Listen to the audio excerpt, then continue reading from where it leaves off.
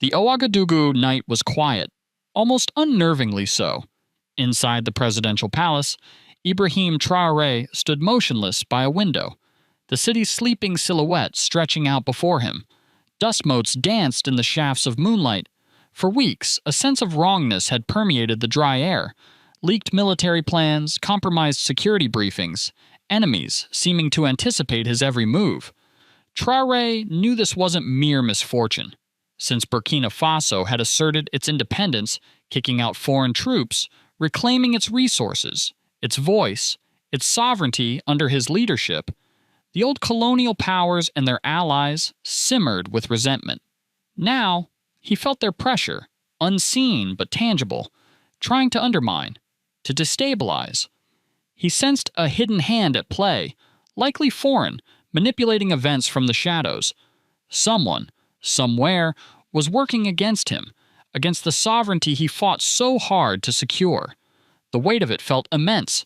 Before this invisible threat reveals itself in a shocking letter from an unexpected source, make sure you subscribe and hit the notification bell. This story of international intrigue and a leader's defining choice is just beginning. The break came not through intercepted chatter or decoded signals, but through the mail. One quiet morning, as Traoré worked through state papers, his assistant entered, holding a thick, heavy envelope with an air of confusion. "Mr. President," the assistant said, handing it over carefully. "This just arrived through a secure diplomatic channel. It's unusual." The envelope felt different. Heavy parchment, marked with unfamiliar symbols and seals in a bold, red wax. The return address was stark, unexpected. Pyongyang, North Korea. Traoré raised a curious eyebrow. North Korea? He had no official diplomatic ties, no history of communication with the isolated, enigmatic nation led by Kim Jong Un. With a flicker of caution, mingling with intrigue, his fingers carefully broke the seal. Inside, a letter penned in neat, strong calligraphy awaited him. As he began to read, Traoré felt a jolt of disbelief, then profound shock. It was directly from Kim Jong Un. "Dear President Traoré," the letter began, the tone unexpectedly effusive. "I have observed your ascent and your leadership with great interest and admiration. You stand as a symbol of strength and dignity, not just for Burkina Faso, but for all of Africa resisting external domination." Traoré paused, rereading the words. Admiration? From Kim Jong Un? The letter continued, praising his defiance against Western pressures, his fight for true independence. "In these times when neo-colonial forces seek to control and divide sovereign nations, your courage resonates deeply. We see in you a kindred spirit, a leader unafraid to forge his own path." Then came the core of the message, the part that made Traoré's pulse quicken. "North Korea wishes to offer you our unwavering support in your struggle. We understand the pressures you face. We can provide military assistance, advanced technological aid, and strategic counsel to strengthen Burkina Faso's independence and secure your position against those who seek to undermine you. Together, we can challenge the Western hegemony that has plagued our continents for too long." The offer was stunning, audacious, support from one of the world's most isolated and heavily sanctioned regimes. The letter ended with a powerful, almost intimate appeal. "If you accept our hand in partnership, we will stand beside you. The West will learn they cannot control us any longer. I await your response with anticipation." Traoré sat back, the heavy parchment resting in his hands. His mind raced. Was this genuine solidarity? A shared desire to resist Western dominance? Or was it a calculated move by Kim Jong Un, seeking a foothold in Africa, using Burkina Faso as a pawn in a larger geopolitical game? The offer was tempting. The promise of advanced weaponry, technology, a powerful, albeit controversial, ally.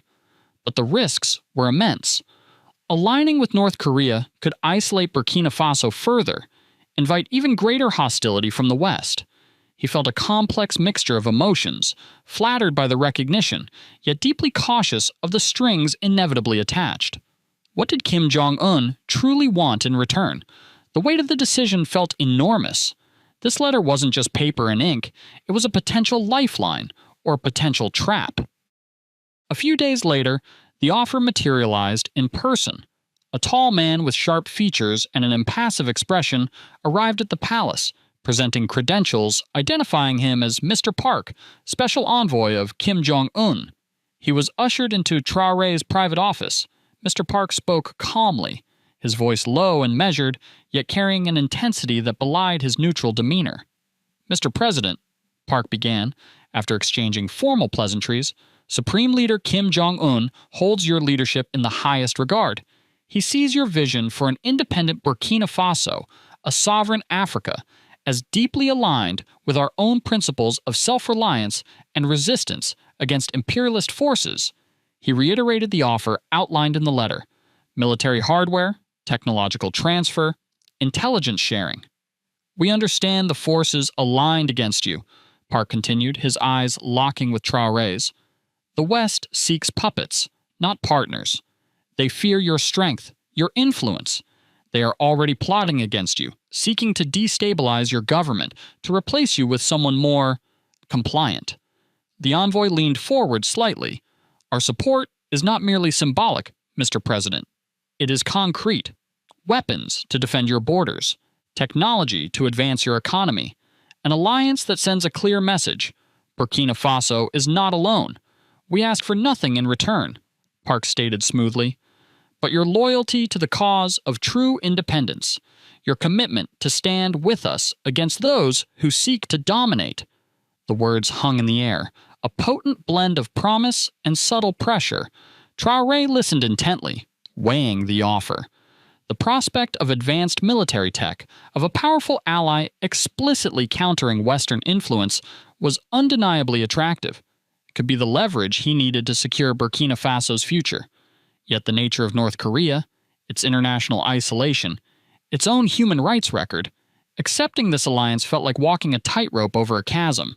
As Mr. Park concluded his presentation, leaving the offer standing, Traoré felt the world's geopolitical chessboard tilting beneath his feet. This decision wasn't just about weapons or aid. It was about choosing sides in a global power struggle, with his nation's fate hanging in the balance. The diplomatic dance turned sharp, confrontational just days after Mr. Park's departure, and an urgent request came from the US Embassy. Ambassador Thorne required an immediate private meeting with the president. The summons felt less like a request, more like a demand. Ambassador Thorne was known in diplomatic circles, sharp, experienced, representing the full weight of American influence, often wielded without subtlety. The meeting took place in the same palace study where Traoré had met Park. The contrast was stark. Where Park had been intense but reserved, Thorne was direct, almost blunt, wasting no time on diplomatic niceties. "President Traoré," Thorne began, his voice firm, "Washington is aware of your recent communications, specifically your engagement with representatives from North Korea." Traoré met his gaze coolly, offering no confirmation or denial. Thorne continued, "Let me be unequivocal. Any alliance, any significant military or technological cooperation between Burkina Faso and North Korea is unacceptable to the United States and its allies." The implicit threat was clear. "We view such a partnership," Thorne pressed on, "as a destabilizing factor in the region, a threat to international security norms, and frankly, a grave miscalculation on your part." Traoré felt a familiar surge of defiance. "Ambassador," he responded, his voice quiet but steady, "Burkina Faso is a sovereign nation. We will choose our partners based on our national interests, not based on the dictates of Washington or any other foreign capital. For too long, Africa has been told who its friends can be." Thorne leaned forward slightly, his expression hardening. "This isn't about friendship, Mr. President. This is about consequences. Align yourself with Kim Jong Un, and you will find Burkina Faso isolated. Trade agreements will be reviewed. Development aid will be suspended. International loans will become difficult to secure." He paused, letting the economic threat sink in. "Furthermore," he added, his voice dropping slightly, "internal stability can be fragile. We would strongly advise against any actions that might encourage dissent or unrest within your own borders." It was a thinly veiled threat of supporting opposition forces, of fomenting instability, the classic playbook. Traoré stood his ground. "Are you threatening my government, Ambassador?" Thorne offered a tight, humorless smile. "I'm outlining the predictable geopolitical realities, Mr. President. Choices have consequences. Choose partnership with a rogue state like North Korea, and you choose isolation and hostility from the West. Choose cooperation with us, adhere to established international frameworks, and you choose stability and support." The choice was laid bare. Submit to Western influence or face potentially crippling opposition, both external and internal. "My choice," Traoré stated firmly, "is for the independence and sovereignty of Burkina Faso. We will not be intimidated." As Ambassador Thorne left the palace, the air thick with unspoken hostility, Traoré knew he had crossed a threshold. The West wasn't just observing anymore. They were actively working against him. The warnings from Mr. Park felt chillingly prescient. The pressure intensified dramatically just 2 evenings later. General Sankara, Traoré's most trusted military advisor, arrived at the palace unannounced, his face grim, bypassing usual protocols. "Mr. President," Sankara said, his voice low and urgent, dispensing with formalities, "we have intercepted credible intelligence. Chatter among certain high-ranking officers. They're planning a move against you." Traoré felt his blood run cold. A coup? From within his own military? "Who?" he demanded.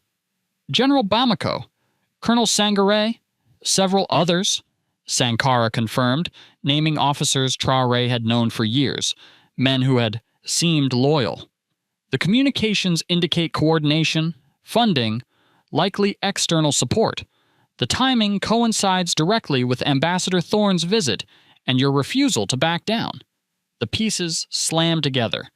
The U.S. threat wasn't just about sanctions, it was about actively orchestrating his removal. The betrayal felt profound, cutting deeper than Kim Jong Un's surprising offer. These were Burkinabe officers, willing to sell their country's future. "How advanced are their plans?" Traoré asked, his mind already calculating countermeasures. "Imminent, Excellency. Within the next 48 hours, we believe. They plan to seize key infrastructure, detain you, and announce a transitional council that will undoubtedly reverse our policies and welcome back foreign influence." Just as General Sankara finished speaking, an encrypted alert flashed on Traoré's secure communication device, a message forwarded through the channels established by Mr. Park. It was concise. Confirmation received. External elements activating internal assets. Destabilization attempt imminent. Our prior offer of support stands. Awaiting your signal. Traoré stared at the message, relief mixed with a chilling fear. North Korea knew. They were offering protection, intervention perhaps. The alliance he had hesitated to embrace now seemed like a potential lifeline. He looked at General Sankara, his most loyal commander. "Karim," Traoré said, his voice hard with resolve, "gather the units loyal to us. We move tonight. We cut the head off this snake before it can strike." He then sent a heavily encrypted 2-word reply back through Park's channel. "Stand ready." He wasn't fully committing to Kim Jong Un's alliance yet, but he wasn't rejecting the potential shield either. First, he had to survive the night, secure his government, and purge the traitors within his own ranks. The final confrontation was no longer a distant threat. It was here. The hours that followed were a whirlwind of tense, decisive action. Working from a secure command center within the palace, President Traoré and General Sankara orchestrated a swift, targeted operation. Loyal military units, hand-picked for their proven allegiance, moved silently through the pre-dawn darkness. Key bridges were secured, communication hubs locked down, the state broadcaster protected. The coup plotters, expecting to launch their move later that morning, were caught completely off guard. General Bamako, Colonel Sangaré, and nearly a dozen other implicated officers were detained simultaneously in coordinated raids on their residences and offices. There was minimal resistance. The speed and precision of the operation left them no time to react or rally support. Evidence seized during the arrests, encrypted phones, foreign currency, planning documents, confirmed the external backing, linking the plot directly to communications intercepted from networks associated with Western intelligence agencies known to operate in the region. By sunrise, the immediate threat was neutralized. The coup attempt had been decapitated before it could fully launch. Traoré knew, however, that this was only the first move in a dangerous chess game. The foreign powers behind the plot would retaliate, likely through economic pressure, diplomatic isolation, or further covert actions. He needed to consolidate his position, both internally and internationally. That morning, Traoré addressed the nation again via state radio and television. His demeanor was calm, but resolute. He stood before the cameras, not in fatigues this time, but in a simple, traditional Burkinabe tunic, symbolizing national unity. "My fellow citizens," he began, his voice steady. "Last night, forces acting against the sovereignty and independence of Burkina Faso attempted to sow chaos and division within our ranks. They sought to overthrow your democratically accountable leadership through betrayal and foreign manipulation." He revealed the arrests of the implicated officers, presenting initial evidence of the externally backed plot, careful not to explicitly name the US or other specific nations yet, maintaining strategic ambiguity. "These individuals betrayed their oath, their country, and the trust you placed in us," he declared. "They will face justice according to our laws, but let this be a clear message to those outside powers who believe they can dictate our future. Burkina Faso will not be intimidated. We will not surrender our hard-won independence." He spoke of resilience, of unity, calling on the Burkinabe people to stand together against external pressures. "Our strength lies not in foreign alliances dictated to us," he asserted, "but in our own resolve, our own resources, our own commitment to charting our own destiny." The speech resonated powerfully. Relief mixed with anger swept through the populace. Rallies spontaneously formed in Ouagadougou and other cities, expressing support for Traoré and condemning foreign interference. The swift, decisive action against the coup plotters solidified his image as a strong, capable leader defending national interests. In the following days, the diplomatic fallout was intense, but managed. Western embassies issued muted statements expressing concern about the arrests, but stopped short of outright condemnation, likely wary of the evidence Traoré possessed. Traoré, meanwhile, maintained communication channels with North Korea's representatives, acknowledging their timely warning and support without formally cementing a public military alliance. He kept Kim Jong Un's offer as a strategic card, a potential deterrent against further Western aggression, while focusing internally on consolidating security and rallying regional African support. The letter from Kim Jong Un remained locked away, a potent symbol of the complex, dangerous choices facing leaders seeking true independence in a world dominated by powerful, often predatory, interests. Traoré had survived the immediate storm, exposed the plot, and rallied his people. He had stood firm against immense pressure, choosing a path fraught with risk, but aligned with his core principle. Burkina Faso's destiny would be decided by Burkinabe hands. The fight was far from over, but he had proven his resilience, his leadership, and his unwavering commitment to sovereignty. He remained the young lion, watchful and ready, guarding his nation against the shadows.